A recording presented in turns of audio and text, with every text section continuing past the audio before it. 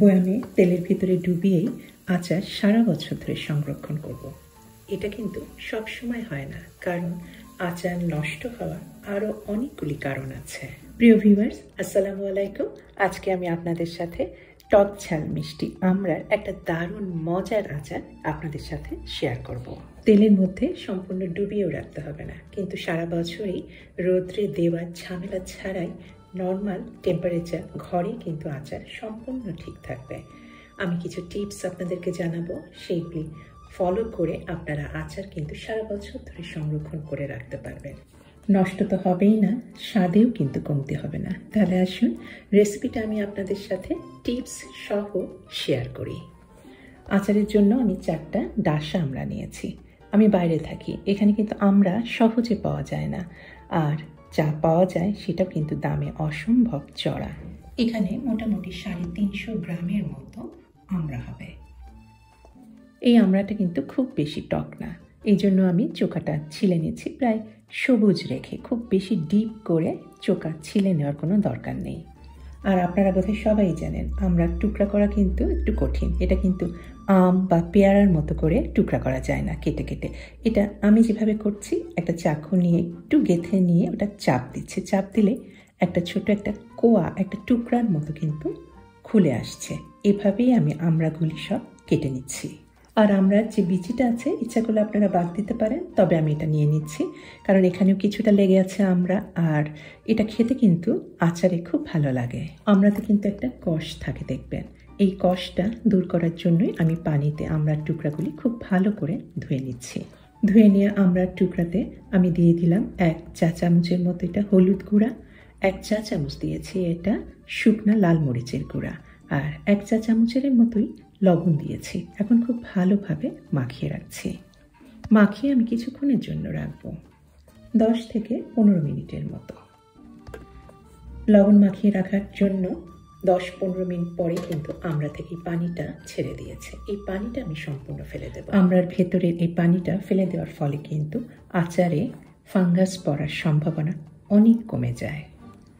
আচারের রান্নাটা শুরু করার আগে আমি একটা বিশেষ মশলা তৈরি করে নিচ্ছি। বাটিতে নিয়েছি 4-5টার মতো এটা রসুন কোয়া, 1 টেবিল চামচ পরিমাণ নিয়েছি, আর 1 টেবিল চামচ পরিমাণ নিয়েছি সর্ষে বাটা।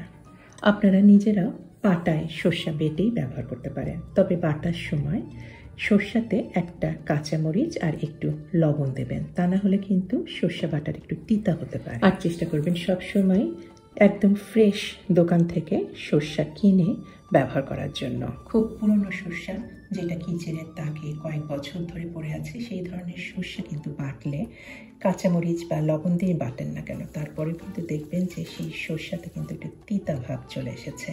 তরকারি বা আচারও কিন্তু তখন একটু তিতা হয়ে যায়। আর দিয়ে দিলাম 1 চা চামচ পরিমাণ শাহি জিরা।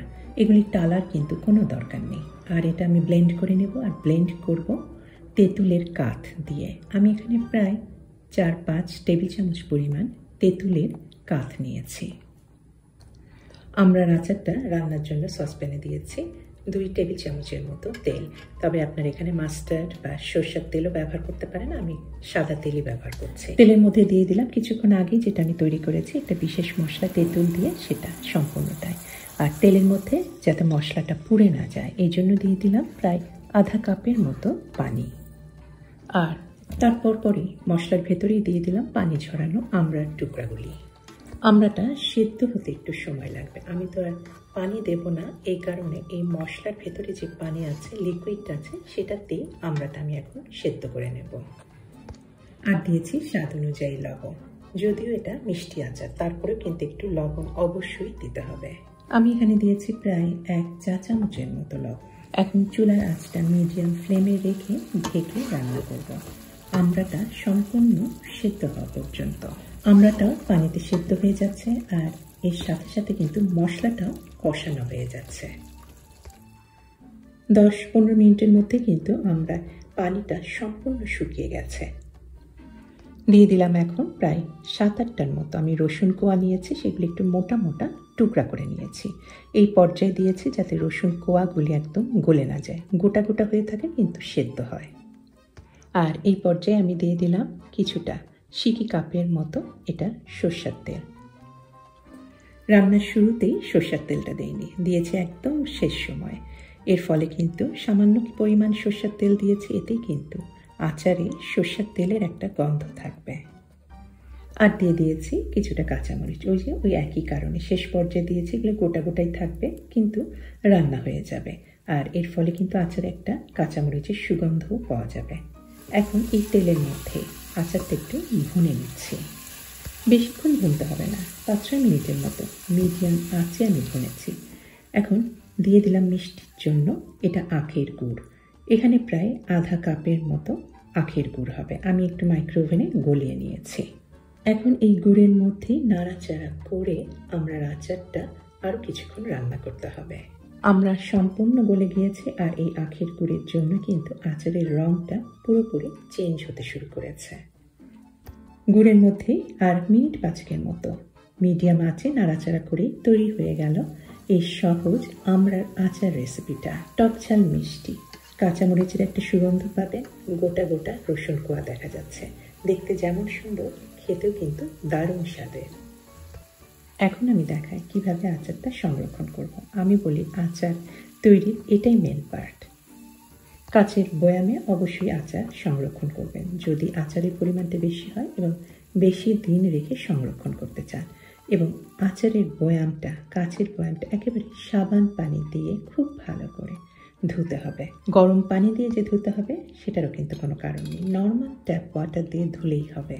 আর সাবান পানিতে ধুয়ে নেওয়া কাচের বোতলটা অবশ্যই চেষ্টা করবেন সানড্রাই বা সূর্যের আলোতে শুকিয়ে নিতে। এটাই ধরা হয়, সূর্যের আলোতে শুকালে কিন্তু জিনিস সবচাইতে ভালোভাবে জীবাণুমুক্ত হয় বা স্টেরিলাইজড হয়।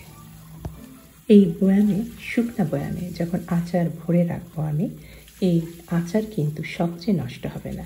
আর একটা কথা, আপনারা কিন্তু আচার ব্যবহার করার সময় কখনোই হাত দিয়ে কিন্তু আচার আঙুল দিয়ে তুলবেন না, তাহলে কিন্তু আচার নষ্ট হওয়ার সম্ভাবনা অনেক বেশি থাকে। সবসময় ব্যবহার করবেন শুকনা পরিষ্কার চামচ। আর আচার সার্ভিং করার সময় ছোট একটা বাটিতে বয়াম থেকে তুলে আচার সার্ভিং করেছেন, সেই বাটিতে যদি আচার খাওয়ার পরও কিছুটা থেকে যায় সেটা কিন্তু আর বয়ামের মধ্যে ঢালবেন না। আমার আচার তো তৈরি হয়ে গিয়েছে। এই আচার আমি ফ্রিজেও রাখবো না বা রোদেও দেব না, এটা আমার চোখের সামনে টেবিলের উপরেই রেখে দেব রুম টেম্পারেচারে, একদম সারা বছর ধরে ঠিক থাকবে। তৈরি করে ফেলুন আপনারা আর সংরক্ষণ করুন আমি যেভাবে বলেছি, বয়াম ধুয়ে আর আচারটা যেভাবে তৈরি করেছি সেইভাবে। সারা বছর ধরে এই আচার সংরক্ষণ করে অফ সিজনে যখন আমরা পাওয়া যায় না তখন এই আমড়ার আচার খেতে পারবেন। আশা করি পছন্দ হয়েছে আমার আজকে টক ঝাল মিষ্টির আমড়ার আচার রেসিপি। আর ভালো লেগে থাকলে অনুরোধ করব অবশ্যই আমার চ্যানেলকে সাবস্ক্রাইব করে আমার সাথেই থাকবেন।